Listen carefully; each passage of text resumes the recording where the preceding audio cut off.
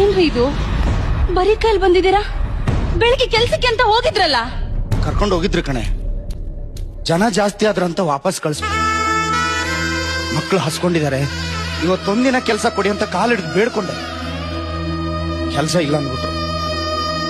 ಅಪ್ಪ ಹೊಟ್ಟೆ ಹಶು, ಅಮ್ಮಂಗೆ ಹೇಳು ಅಡ್ಗೆ ಮಾಡಕ್ಕೆ. ಬರೀ ನೀರ್ ಕುಡ್ದು ಕುಡ್ದು ತಲೆ ತಿರುಗ್ತದ ಅಪ್ಪ.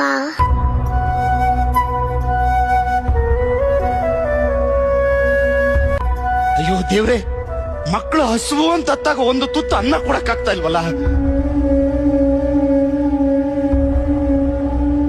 ಮಗಳೇ, ಇವತ್ತೊಂದಿನ ನನ್ನ ಕ್ಷಮಿಸ್ಬಿಡಮ್ಮ.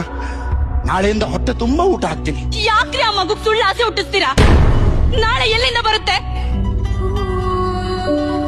ಸುಳ್ಳು ಆಸೆ ಎಲ್ಲ ಕಡೆ.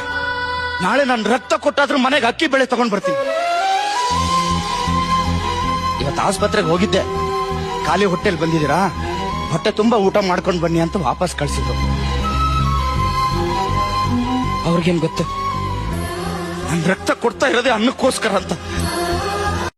KTM ಗಾಡಿ ಮಣಿಗೆ ಬಂದು ಕೇಳ್ತಾನೆ, ಯಪ್ಪ ನನ್ನ ಕೂಡ 4 ಮಂದಿ 5 ಮಂದಿ ದೋಸ್ತರು ಕಾಲೇಜದವ್ರ KTM ಗಾಡಿ ಮ್ಯಾಗ ಬರ್ತಾರೆ, ನಾನು ನಡ್ಕೋತ ಆದ್ರೆ ನನಗೆ ಅಪಮಾನ ಅನಿಸ್ತದ ಅಂತ ತಿಳ್ಕೊಂಡ ಅಪ್ಪಗೆ ಹೇಳ್ತಾನ. ಆದ್ರ ಅಪ್ಪ ಕಣ್ಣಾಗ ನೀರ್ ತಂದು ಹೇಳ್ತಾನ, ತಮ್ಮ ನಿನಗೆ ಹಾಕೊಳಕ ಪ್ಯಾಂಟ್ ಅದ, ಹಾಕೊಳಕ ಹಂಗ್ಯದ, ಆದ್ರ KTM ಗಾಡಿ ಇಲ್ಲ ಅಂತ ಅಪಮಾನ ಆಗತ್ತದ ಅಂತೀಯಲ್ಲ.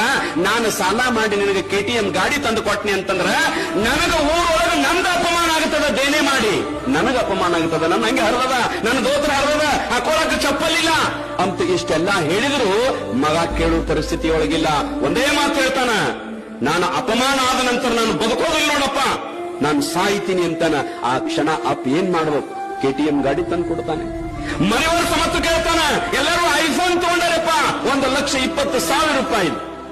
ಏನ್ ಮಾಡ್ಬೇಕಪ್ಪ ಮನೆಯೊಳಗೆ? ಏನ್ ಮಾಡ್ಬೇಕು? ಯಾವ ಮಗ ತಂದೆಯ ದುಡ್ಡಿನಲ್ಲಿ ಮಜಾ ಮಾಡ್ತಾನೆ ಅವ ಮಗ ಅಲ್ಲ, ಅವ ನಾಲಾಯಕ ಮನುಷ್ಯ. ನೀನ್ KTM ಗಾಡಿ ತರ್ತಿ ಅಂದ್ರೆ ದುಡು ತಗೊಂಡು ಬಾ. ನಿಮ್ಮಪ್ಪ 50 ವರ್ಷ ಕಾಲನಿಲ್ಲ ಅಡ್ಡಾಡ್ಯಾನ, ಅವಗೊಂದು ಸ್ಕೂಟಿ ತಂದುಕೊಡು. ನೀ ದುಡಿದು ದುಡ್ಡಿನಾಗ ಮತ್ತ ಅವನ ಹೊಲ ಮಾರಿಸಿ, ಮತ್ತ ಅವನ ಮಂದಿಯಲ್ಲಿ ಸಾಲ ಮಾಡಿಸಿ, ಮತ್ತೊಬ್ಬರಲ್ಲಿ ಜೀತ ಇಟ್ಟು ನೀ ಕಾಲೇಜದೊಳಗೆ KTM ಗಾಡಿ ಹತ್ತಿ ಐಫೋನ್ ತಗೊಂಡು ಅಡ್ಡಾಡಿದ್ರ ನೀನು ಮನುಷ್ಯ ಅಲ್ಲ, ನೀನೊಬ್ಬ ಮಗ ಅಂತ ಹೇಳಿಸ್ಕೊಳ್ಳಲಿಕ್ಕೆ ಯೋಗ್ಯ ಅಲ್ಲ.